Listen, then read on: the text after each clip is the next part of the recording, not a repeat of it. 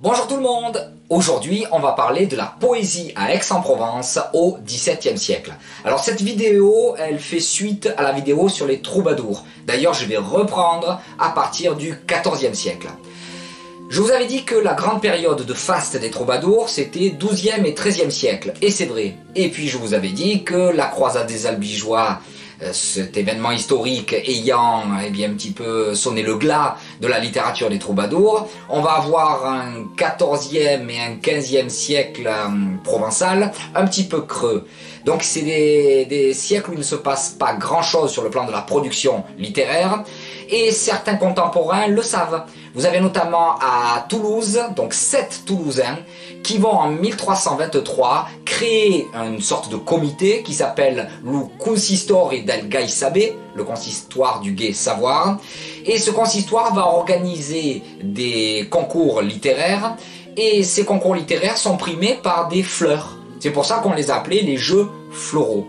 Alors c'était quand même intéressant sur le plan de l'existence même de ces concours. En gros, c'est pour un peu stimuler la création en Languedoc, vu qu'elle ne se stimule plus d'elle-même. Donc on a un creux, ne le nions pas, on a un creux, 14e, 15e siècle, et il faut attendre donc le 16e siècle pour que l'on voit ce qu'on a appelé la première renaissance des lettres doc. Donc il y avait eu la période classique avec les troubadours, il y aura la première renaissance au 16e, 17e siècle, et il y aura la seconde renaissance avec Mistral et le Félibrige. Alors, les prémices de cette première renaissance au XVIe siècle se déroulent de part et d'autre du domaine de la Languedoc. En Gascogne, avec un auteur qui s'appelle Pey de Garros, et du côté de Grasse, donc vraiment tout à fait à l'est du domaine de la Languedoc, avec un auteur qui s'appelle Louis Belot de la Bellaudière. Côté gascon, donc, Pey de Garros va écrire un ouvrage qui s'appelle Les Églogues, donc vous voyez les références à Virgile est complètement explicite. Et côté Grasse, côté Louis Belot de la Bellaudière, eh bien vous allez avoir les rimes provençales, les obres et rimes provençales, vous allez avoir le passetin. Et cet auteur a souvent été comparé à François Villon, je pense même qu'on peut le comparer à Clément Marot. On est plutôt dans cette mouvance-là, à mon avis. Alors ces auteurs-là, ils ont le mérite énorme de continuer à produire du texte en Languedoc, alors que le XVIe siècle, c'est quand même le siècle où le français est devenu la langue officielle du royaume. N'oubliez pas, donc en 1539, François Ier donc fait l'édit de Villers-Cotterêts, et dans cet édit de Villers-Cotterêts, on apprend que seul le français est la langue officielle du royaume dans tous les actes administratifs et juridiques. Eh bien, contre vents et marées, Pey de Garros et Louis Belot de la Bellaudière vont, eux, écrire en langue régionale. Alors, il faut retenir cette initiative parce que ça va faire des émules, et le XVIIe siècle va être un siècle où l'on va écrire en langue régionale, et notamment dans ce qu'on appelle à l'époque la capitale de la Provence, c'est-à-dire Aix-en-Provence. Alors, il y a 3 auteurs que je vous demanderai de retenir qui se suivent. Le plus âgé, c'est Claude Brueys. Ensuite, vous avez Gaspard Zerbin, et ensuite, vous avez Jean de Cabane. Je commence bien évidemment par le plus ancien, Claude Brueys. Il a même sa rue à Aix-en-Provence. C'est une rue perpendiculaire à la rue de la Couronne, rue très connue à Aix-en-Provence. Ce Claude Brueys, il est né probablement vers la fin de 1570 ou au début de 1571, on n'est pas encore très sûr. Et vous trouverez certaines notices qui vous le font mourir en 1636. Je ne sais pas d'où vient cette date, elle a peut-être une origine légitime. On n'a pas actuellement un document qui attesterait de la mort officielle de Claude Brueys. Il est peut-être mort dans la peste qui a sévi à Aix en 1629-1630, on n'en sait rien. Voilà, donc en gros, à l'âge qu'il avait pour l'époque, effectivement, il a dû peut-être mourir à la fin des années 1620, début des années 1630. Alors ce Claude Brueys, retenez bien son nom parce qu'il a lui aussi eu le mérite d'écrire en langue régionale, ce qui pour l'époque n'est pas évident. N'oubliez pas que la langue des notables, ça reste le français et aussi le latin, bien évidemment. Et Claude Brueys va écrire tout un tas de choses, on va le voir dans ses œuvres complètes, il y a des poésies très variées, mais il va surtout se faire remarquer à Aix pour son caractère un peu particulier. Une des traces qu'on a de lui, c'est notamment un acte municipal, comme quoi il doit s'excuser auprès d'un avocat qu'il a insulté. De son métier, il était écuyer. Et surtout, à partir de son mariage en 1609, il peut tranquillement vivre de ses rentes puisque, soyons clairs, en se mariant, il a fait une bonne affaire avec Marguerite Imbert, qui a de l'argent, qui a des territoires un petit peu partout en Provence. Donc là, il peut s'adonner clairement à sa poésie. Même s'il nous dit en préface qu'il a commencé à écrire très jeune et que son œuvre principale est une compilation de tout ce qu'il a écrit depuis le début.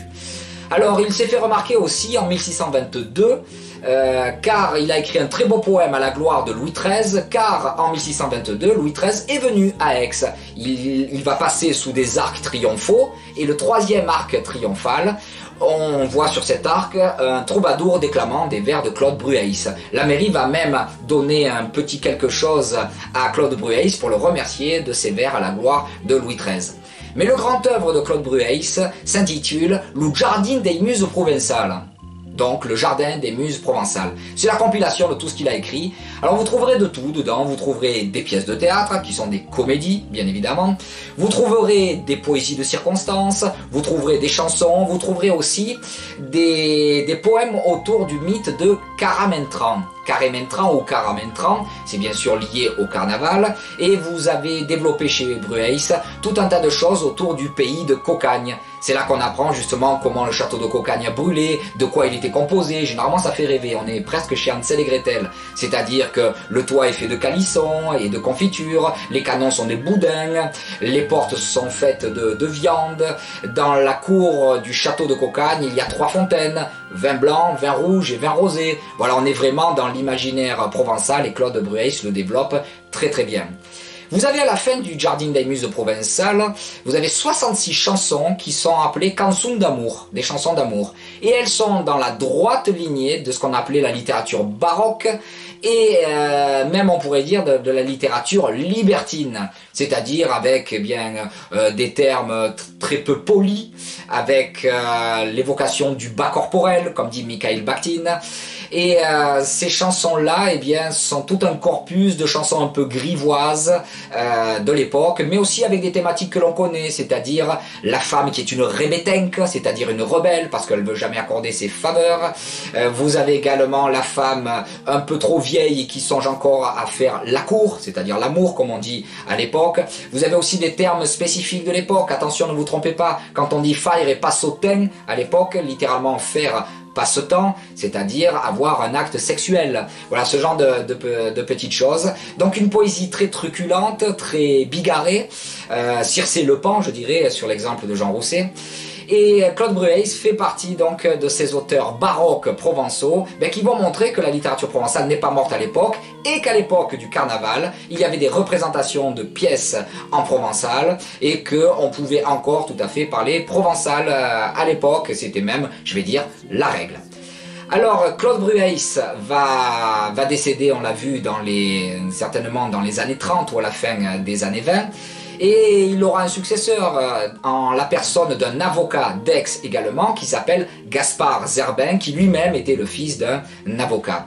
Alors Gaspard Zerbin, lui, n'a jamais publié d'œuvre de son vivant. C'est à un provençaliste connu qui s'appelle Jean Roise que l'on doit la publication de ses œuvres. Jean Roise était à la fois un compilateur et un éditeur à Aix-en-Provence. Il avait notamment publié la Bugade provençale, la lessive provençale, qui est une sorte de compilation de tous les proverbes, les bons mots que l'on disait à l'époque. Sur le plan de la linguistique provençale, c'est une mine pour les chercheurs. Et Jean Roise va publier 5 pièces de théâtre de Gaspard Zerbin, qu'il a probablement pu trouver du côté des acteurs qui jouaient les pièces de Gaspard Zerbin. Et il va réunir tout cela dans une compilation qui s'appelle La Perle des Muses et Comédie provençale. Donc La Perle des Muses et Comédie provençale. Et dedans, nous trouvons 5 pièces de théâtre qui, comme dans l'esprit de Brueys, sont entre farce et comédie provençale. Et ça, on le sait, elles étaient jouées pendant le temps du carnaval. On a un adieu des acteurs à la fin d'une des pièces de Zerbin qui explique que on se reverra l'année prochaine pour le temps du Caramantran. Une fois de plus, on est dans l'univers de Caramantran. Alors l'univers de Gaspard Zerbin, c'est encore un univers facétieux, farcesque, dans lequel nous avons par exemple des époux épouses attachées par leur mari parce que sinon elles vont aller voir des galants, des amoureux. Donc on est dans l'univers badin. Là encore, pas de Racine, pas de Corneille, on n'est pas dans l'univers plus sérieux de la littérature française. Alors Zerbin donc est né en 1590. Il est mort avant 1655 puisque on sait à la compilation de ces pièces de théâtre qu'à l'époque, en 1655, il est décédé. Voilà, donc ça nous fait deux dramaturges, deux écrivains aixois au XVIIe siècle, mais ce n'est pas fini. Vous avez le troisième qui s'appelle Jean de Cabannes, qui est né lui en 1654 et est mort en 1717. Et Jean de Cabannes, lui, comme Brueys, il a une œuvre très bigarrée. On trouve de tout, on trouve des énigmes, on trouve des poèmes, on trouve des contes un peu à la manière de l'Heptaméron de Marguerite de Navarre. Elle-même Marguerite de Navarre qui avec son titre reprenait implicitement le Décaméron de Boccaccio. Et on trouve un petit peu de tout chez Jean de Cabannes qui a été pas mal étudié. Vous avez un spécialiste qui s'appelle Philippe Gardy qui s'est énormément intéressé à Jean de Cabannes. Et Jean de Cabannes va prouver aussi qu'il y a un théâtre provençal, il y a une poésie provençale, il y a des contes en provençal, donc un foyer aixois au XVIIe siècle qui est vivant, et on peut se douter qu'il y a le lectorat qui va avec, bien évidemment. S'il y a des écrivains provençaux, il y a forcément un lectorat provençal. Donc voilà la poésie aixoise au XVIIe siècle, qui a eu comme exemple notamment Louis Belot de la Bellaudière au XVIe, nous prouve qu'il y a un véritable foyer. Or, quand on arrive donc au début du XVIIIe siècle, à Aix, il va se passer beaucoup moins de choses. Il n'y aura pas des écrivains de cette trempe-là à Aix-en-Provence. Et je vais dire que la création littéraire provençale s'est déplacée. Elle s'est déplacée notamment du côté de Marseille, cette fois-ci au XVIIIe siècle. Et là, c'est du côté de Marseille et de la mer d'une manière générale que l'on va trouver une véritable créativité provençale. Vous allez avoir notamment Toussaint Gros. Alors Toussaint Gros, lui, auteur marseillais, il a décidé de nous faire du La Fontaine en provençal. Vous allez trouver des tas de fables en marseillais à cette époque-là. Vous avez également Jean-Baptiste Germain. Alors lui, c'est admirable, il va reprendre ce qu'on appelle le genre burlesque qui avait notamment cours en France au XVIIe siècle. Alors le genre burlesque, c'est très précis, c'est reprendre parodiquement des grandes œuvres classiques. Alors lui, que va-t-il reprendre? Il va reprendre ces grandes œuvres, notamment de l'Antiquité, et bien sûr de façon comique. Donc du côté de Saint-Tron à Marseille, il va nous faire descendre les dieux de l'Olympe, qui sont précisément descendus à Marseille pour déguster une délicieuse bourride. Je rappelle que la bourride, c'est un plat typique provençal, marseillais, à base de poisson. Et là, vous allez avoir ce poème héroïco-burlesque, je vais dire, de Jean-Baptiste Germain, qui s'appelle « La bourride dei dieux », la bourride des dieux. Tout ça pour vous dire que finalement la poésie provençale du XVIIe siècle aixois s'est déplacée en un XVIIIe siècle marseillais.